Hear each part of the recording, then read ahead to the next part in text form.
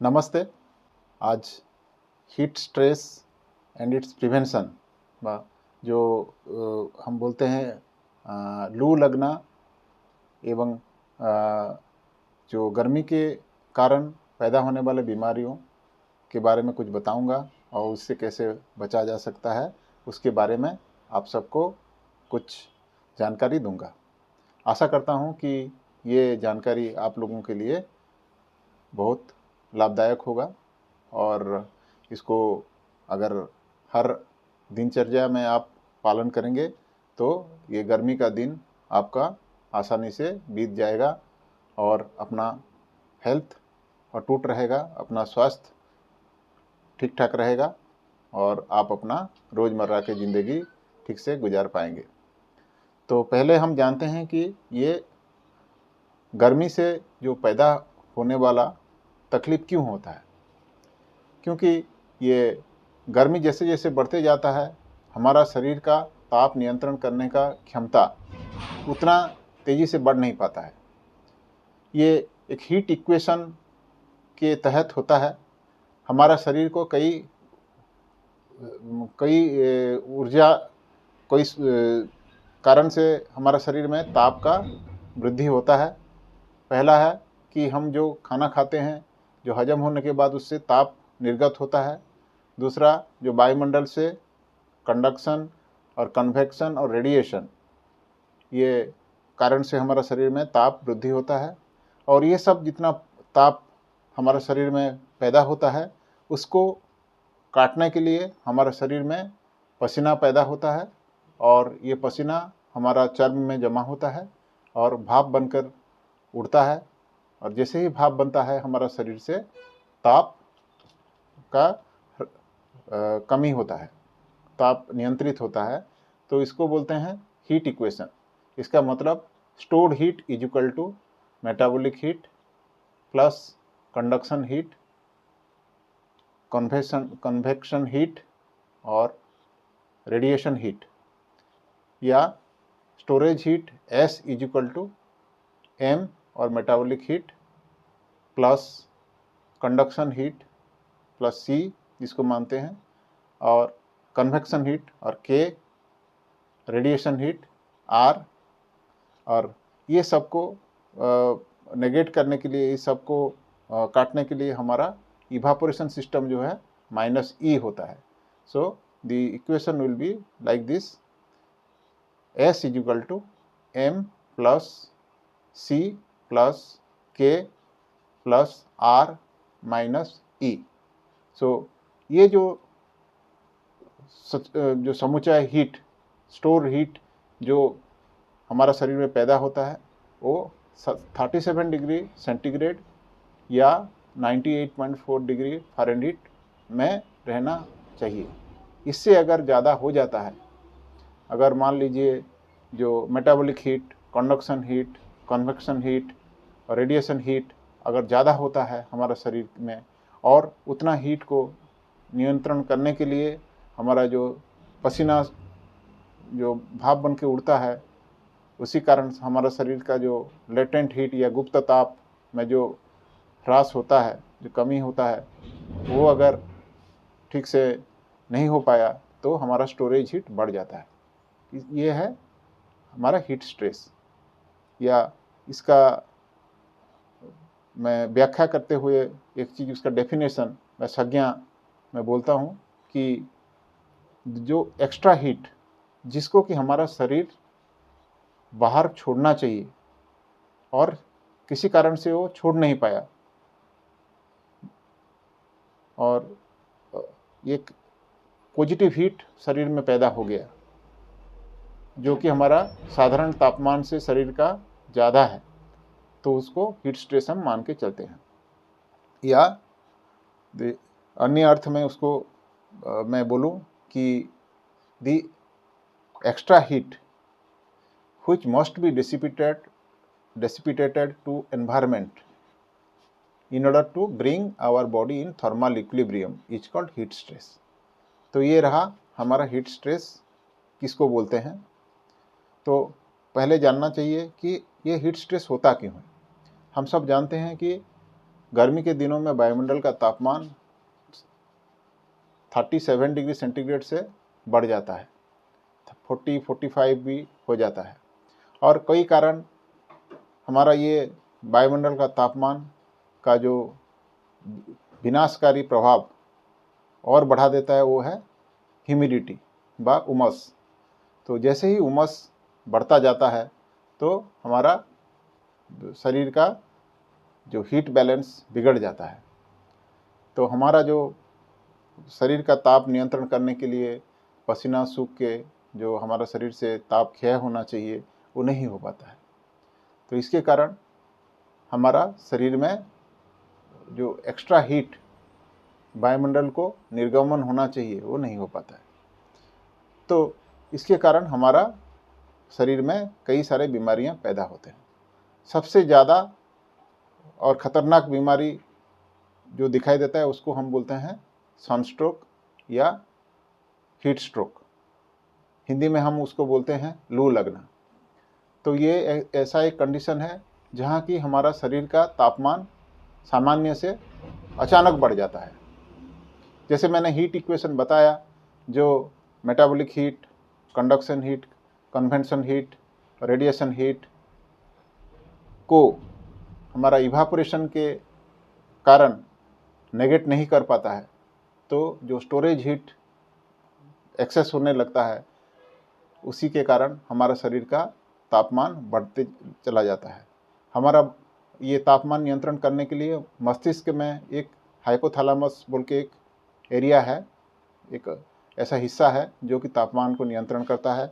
वो पसीना बहाता है और कोशिश करता है कि बॉडी को नॉर्मल टेम्परेचर में रखा जाए, लेकिन कई कारण से ये नहीं हो पाता है। तो किसी भी कारण से बशर्त हो, अगर ये किसी हिसाब से शरीर का तापमान अचानक बढ़ने लगा तो ये पसीना हमारा बहना बंद हो जाएगा और हमारा शरीर का तापमान अचानक बढ़ जाएगा। आदमी का हृदय गति बढ़ जाएगा, पसीना बहना बंद हो जाएगा और आदमी सूखा दिखने लगेगा और मूर्छित हो जाएगा। अचानक उसको बेहोशी की हालत में पाया जाएगा। अगर उसको तुरंत उसी स्थिति से उसको बचाया नहीं गया, उसको पहचान नहीं किया गया, तो आगे चल के ये उसके लिए जीवन नष्टकारी साबित हो जाएगा। तो इसीलिए हमको यही देखना है, इसका लक्षण, इसका निशानियाँ हमको पहले से जानना चाहिए। तो हीट स्ट्रोक में क्या होता है कि आदमी का पसीना बहना बंद हो जाता है, वीक लगता है, कमज़ोर लगता है और चर्म पूरा लाल हो जाता है और छूने में बहुत गर्म लगता है और अचानक उसका जो होश बेहोशी के स्थिति में वो पाया जाता है। तो इसका इलाज क्या है?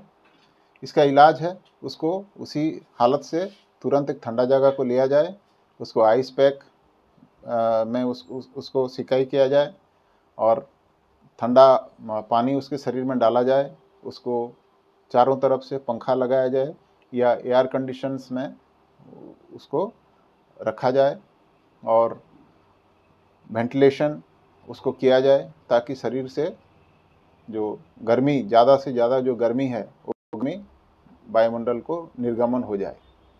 तो जैसे ही हमारा शरीर का उसी कंडीशन में जैसे ही उसका शरीर ठंडा हो जाएगा तो उसका पसीना बहना चालू हो जाएगा और पसीना बहना चालू होने के बाद वो धीरे धीरे होश में आएगा और जैसे ही होश में आएगा उसको हम ठंडा पानी दे सकते हैं, ORS दे सकते हैं, कोई भी लिक्विड दे सकते हैं और इमीडिएटली उसको एम्बुलेंस बुला के अस्पताल में ले जा सकते हैं। और एक दूसरा गर्मी से पैदा होने वाला बीमारी है जो जिसको बोलते हैं हीट एग्जॉशन या गर्मी से थकावट। हीट एग्जॉशन एक सा बीमारी है जो कि हीट एग्जॉशन का कारण है। जैसे ही हमारा शरीर का तापमान को क्षय करने के लिए हमारा शरीर से पसीना निकलता है, पसीना के साथ साथ हमारा शरीर में से नमक और पानी की कमी हो जाता है और अगर जितना कमी हुआ है नमक और पानी का तुरंत उसका भरपाई नहीं हो पाता है, तब हमारा शरीर में नमक और पानी की कमी हो जाता है और इसके कारण हमको प्यास लगता है। और प्यास जैसे ही लगता है हम पानी पीने लगते हैं और पानी पीने के बाद पानी का जो कमी था वो तो पूरा हो जाता है, लेकिन नमक का जो कमी है वो कुछ कमी होकर रह जाता है। और समुचय ये देखा जाता है कि नमक और पानी दोनों की कमी हो जाता है, जिसके कारण हमारा मांसपेशियों में थकावट आ जाता है और मांसपेशियों रिलैक्स नहीं हो पाता। तो इसके जो लक्षण है, इसमें शरीर गीला रहेगा, पसीना बहता रहेगा, छूने पे ठंडा लगेगा और आदमी का होश नहीं जाएगा और जो पीड़ित व्यक्ति वो थर्स्टी फील करेगा, मतलब उसको प्यास लगेगा। तो इसका जो उपचार है, प्राथमिक उपचार, हम उसको ORS सॉल्यूशन देंगे, पानी देंगे और घर में जो रहता है वो पानी, होम अवेलेबल फ्लूइड जिसको बोलते हैं, उसको बहुत मात्रा में देंगे और उस पीने के बाद जैसे ही उसको पेशाब लगेगा तब जाके हम जानेंगे कि उसका शरीर में जो पानी और नमक का कमी भरपाई हो गई है। तो ये रहा हीट एग्जैशन के बाद। हम और एक बीमारी का बारे में डिस्कस करेंगे, वो है गर्मी के कारण मांसपेशियों में ऐंठन पैदा हो जाना, जिसको हम बोलते हैं हीट क्रैम्प। आपने सब महसूस किए होंगे कि गर्मी में काम करने के बाद अचानक मांसपेशियों में बहुत दर्द हो जाता है और हाथ पैर पूरा टेढ़ा हो जाता है और बहुत ज़्यादा दर्द मांसपेशियों में पैदा हो जाता है।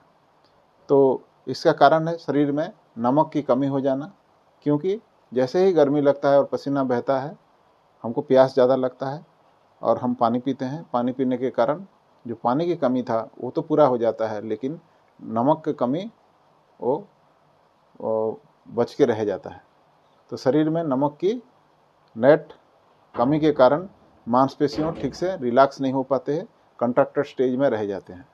तो इसका उपचार है, हम उसको ORS दें, घर में नींबू पानी शक्कर नमक डाल के वो पिलाएं और इसमें ठंडा जगह में रखें, उसको पंखा करें ताकि और फर्दर शरीर से नमक की कमी ना हो। और नमकीन खाना खाने के लिए उनको बोलें और रेस्ट लें, इमीडिएटली काम को न जाएं। अगर पूरा शरीर में आराम नहीं आया तो उनको अस्पताल में जाके भर्ती कराएं। और एक बीमारी है जो गर्मी से पैदा होता है, वो है हीट सिंकोप, या दूसरे अर्थ में हम बोलेंगे गर्मी के कारण मूर्छित अवस्था में व्यक्ति पाया जाता है। हम जानते हैं कि हमारा शरीर में जितना नमक और पानी है वो सब मिलके हमारा जो सर्कुलेटरी सिस्टम को, अपना अंग प्रत्यंग को ज़रूरत मुताबिक खून की बहाव करवाता है।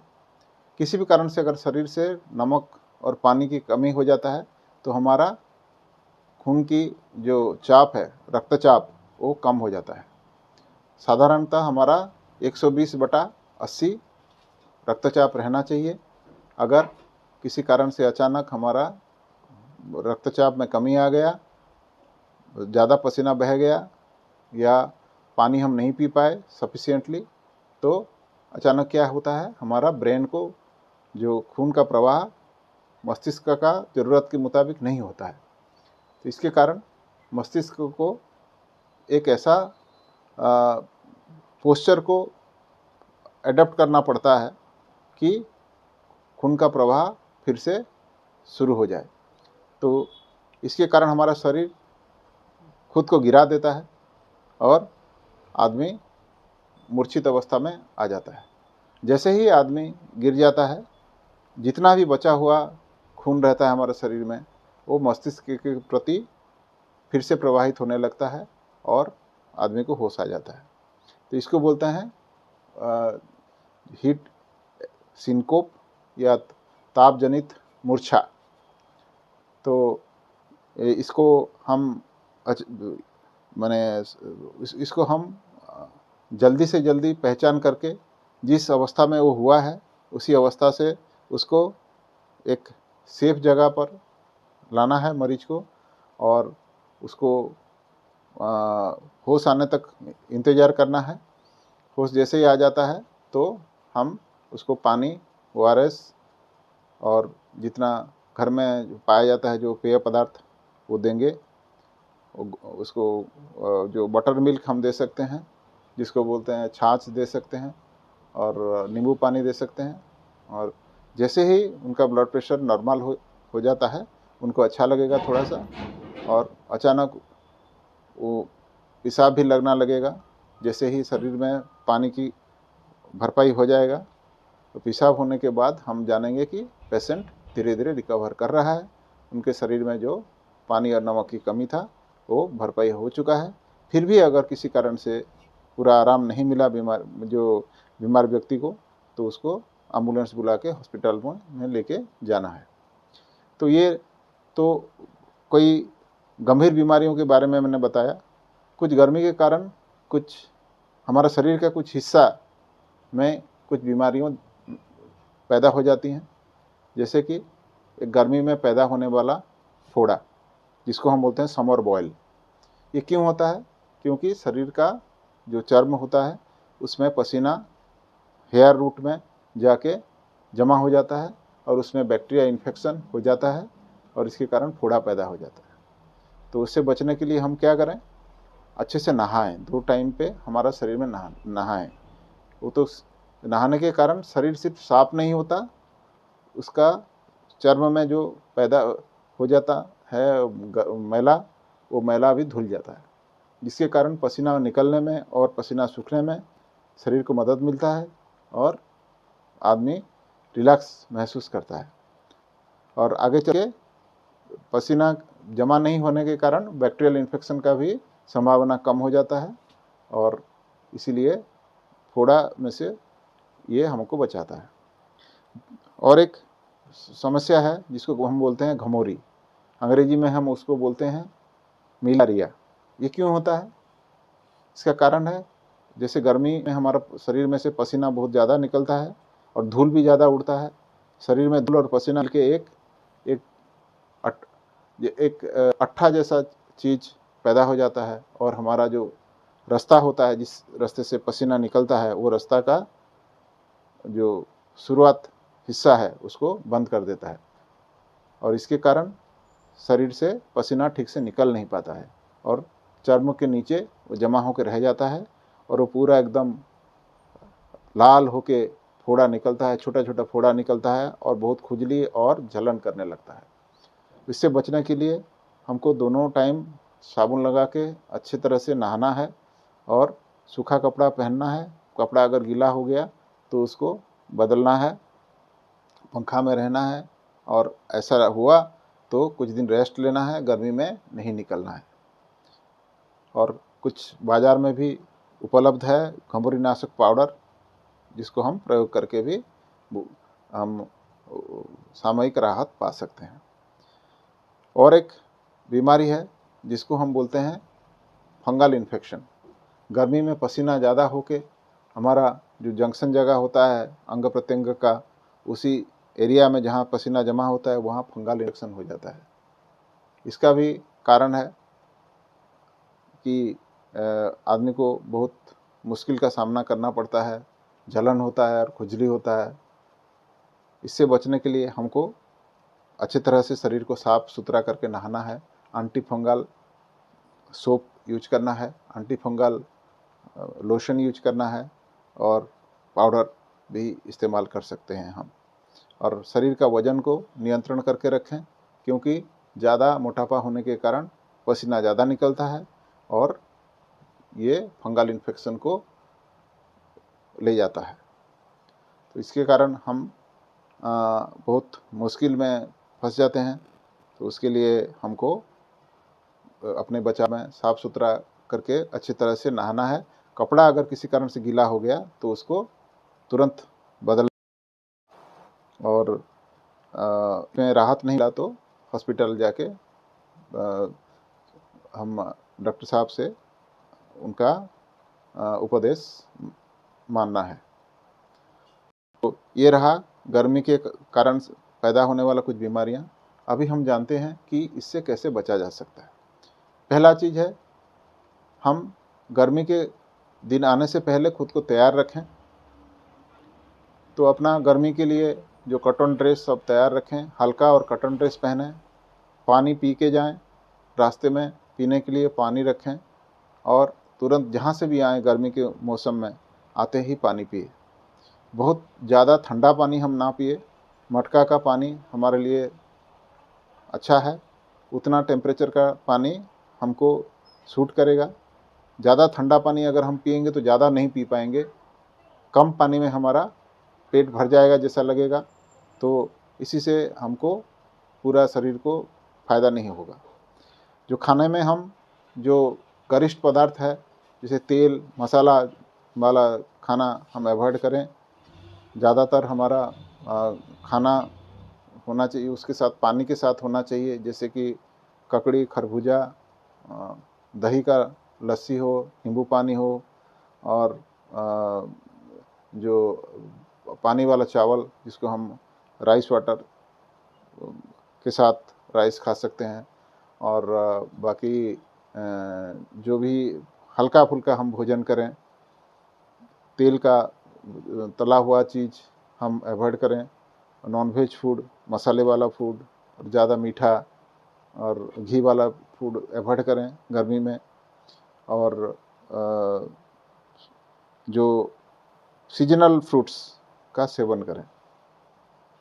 तो ये कुछ सावधानियां हैं जिसको हम अगर अपना रोज़ी ज़िंदगी में पालन करें तो ये हीट स्ट्रेस से हम बच सकते हैं। तो ये है कुछ जानकारियाँ जिसको हम अपना डेली रूटीन में पालन करें, ताकि हम ये गर्मी के मौसम से खुद का शरीर को बचा के रख सकें और एक खुशहाल ज़िंदगी, एक तंदुरुस्त भरा ज़िंदगी हम जी सकें। Thank you.